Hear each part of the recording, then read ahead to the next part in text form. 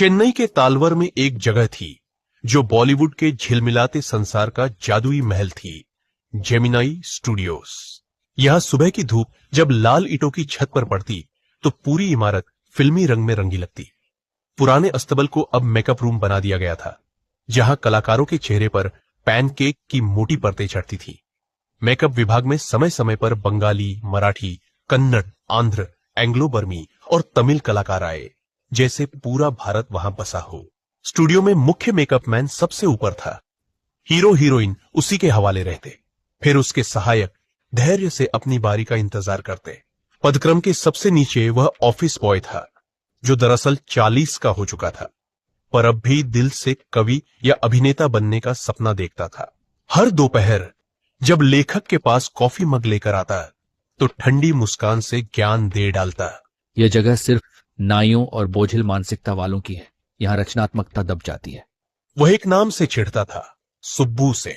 Subbu boss का सबसे चहेता था, सरल, खुशमिजाज और बहुप्रतिभाशाली। अभिनय हो, लेखन या किसी समस्या का समाधान, वह हर काम में माहिर था। लेकिन उसकी सफलता से कुछ लोग भीतर ही भीतर जलते थे।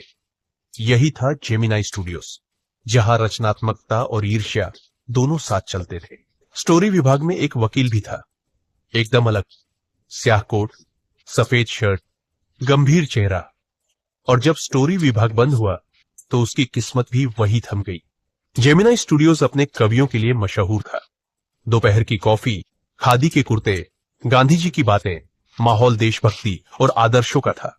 लेकिन कम्युनिज्म शब्द जैसे सबकी आंखों में खटकता था। एक दिन वहां फ्रैंक बुचमैन की मोरल रीआर्मामेंट आर्मी पहुंची। लगभग 200 लोग, जो जोश, प्रेरणा और रंगमंच का कारवां लेकर आए थे। उनके नाटकों में सूरज का उगना और डूबना एक ऐसा प्रतीक बन गया जिसे बाद में हर तमिल नाटककार ने अपनाना शुरू कर दिया। कुछ समय बाद जेमिनाई स्टूडियोज में स्टीफन स्पेंडर नाम का विदेशी लेखक आया, जिसने लोकतंत्र पर भाषण दिया, पर स्टूडियो के कर्मचारियों को उसकी बातें समझ नहीं आई। सालों बाद लेखक ने पाया कि वही स्पेंडर एक ब्रिटिश पत्रिका एनकाउंटर का संपादक था। फिर एक दिन द गॉड दैट फेल्ड नाम की किताब मिली, जिसमें स्पेंडर और अन्य लेखकों की कहानियां थी, कैसे वे कम्युनिज्म से आकर्षित हुए और फिर निराश हुए। तभी लेखक को समझ आया, बॉस को कविता से नहीं, विचारधारा से परेशानी थी। जेमिनाई स्टूडियोज की असली कहानी कला के साथ विचारों की उलझन थी।